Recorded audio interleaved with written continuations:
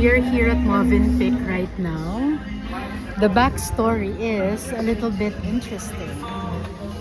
So, I've been planning to come here for the longest time because I think this is the only nice beach resort here in Mactan that we haven't been to.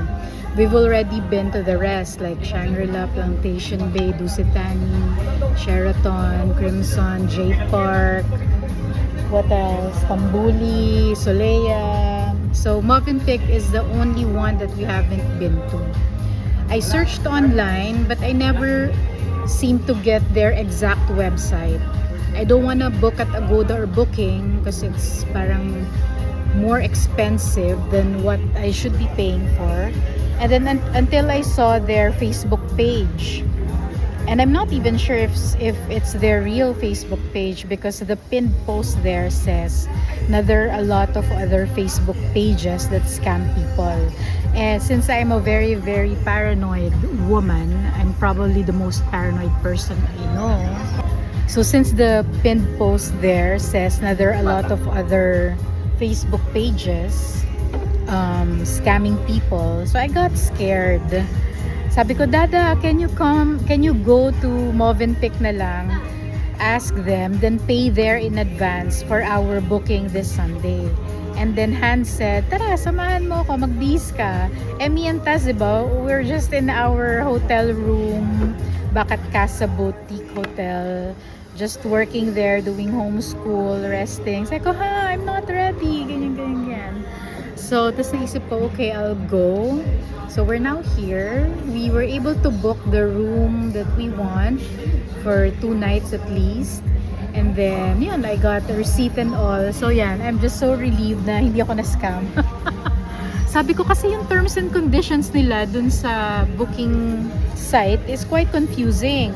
Parang it's already asking for my credit card details without even having the exact dates and the exact room of what I want. So sabi ko, parang that's a no-no for me. So sabi ko, Dada, go na lang. Or yun, sabi nga niya, let's go. So we can really pay for the room that we want, pay for the days that we want, and sure na talagang Movenpick yung binabayaran namin and not some scammer online. So we're here.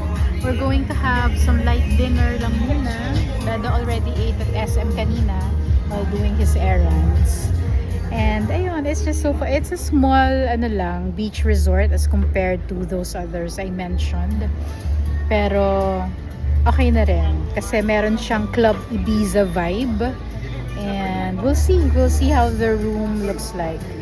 We just got the atrium, the deluxe atrium king room.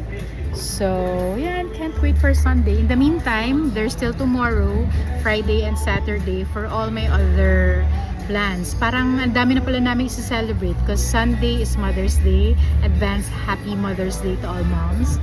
And then yung beach wedding anniversary pa rin namin. Yung aming 141st monthsary sa couple ni Dada. Dada, ang tagal na, hindi ko pa nagsasawa sa akin. Of course, nagsasawa ka na? Kasawa-sawa. Tapos, ano ba yung sineselebrate natin?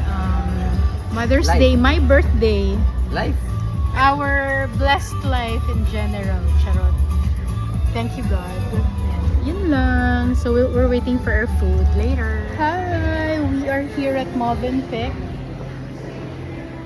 This is our pre-celebratory dinner.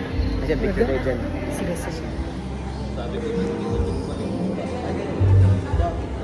Buti na lang, pag kinabukasan, nawala yung kapit.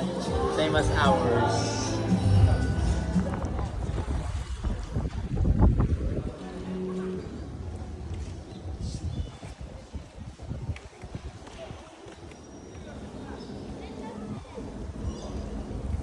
We're playing badminton. It's good.